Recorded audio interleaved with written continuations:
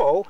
Today we've got Dave Burcham, and Dave is going to introduce us to his 1929 Model A. Do you want to tell us a few special things about this Model A, Dave? Well, sure. That's a Ford, but it's a 29 Model A Briggs leatherback four-door, and the leatherback has the top that goes around halfway down the rear quarters. That's how you tell the difference between a steel back and a leatherback. And basically, it's original, all original.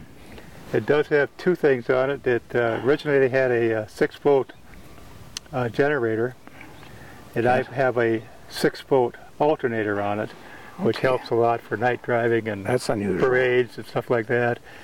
And it does have an overdrive, which of course wasn't standard equipment on these, and that enables us to go on tours and run about 55 miles an hour versus 45. It's not really a show car, it's a driver. We've driven it many places. We've been up to Breckenridge, Colorado twice now, and Wichita and Kansas City and all over. We moved up here from Des Moines, Iowa. We still belong to the Central Iowa Model A Club. Yeah, why did you decide you wanted a Model A? Well, when I grew up on a farm in South Dakota, the way we got to the way we got to school in the wintertime was by Model A Fords. That's the only thing that would go through the snow back in the 50s. So, yeah, so that's where my first exposure was to it. And of course, I remember taking cutting torches to them and cutting them up back in those days. But yeah, this one came available when we were living in Fargo. I actually bought it from a college student at the university there. And originally it was sold to somebody at, I believe, Wahpeton, North Dakota. So the car came originally from this area, from the that's what I Minnesota, North Dakota area? Yes.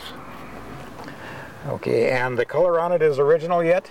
Well, it's the original color. When I bought it, it was painted yellow, college student colors.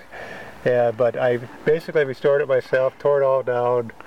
The only thing I've ever had done to it is one fender had a ding in it, and I had that pounded out by a body shop. And then after we got it on the road and running, within a month or so, the engine gave me trouble, so I had to take that out, and it was rebuilt by an old-time mechanic in Iowa. But basically, it's original. Well, I understand you drive this. Did you tell me you drove it every month of the year last year? Not last year, but about 3 years ago, we lived in Drury Lakes here, and we drove it every month of the year. I have pictures to prove it. I think I saw pictures of this out on the ice, didn't I? It's been on the ice in front of my fish house a couple times. But I would not do that if it was salty or slushy, but just when it's, basically we don't drive in the wintertime, but I had to prove it. I could do it. Yeah. Okay, well, Dave Burcham, we want to thank you today for Rod, interviewing with us. Thank you.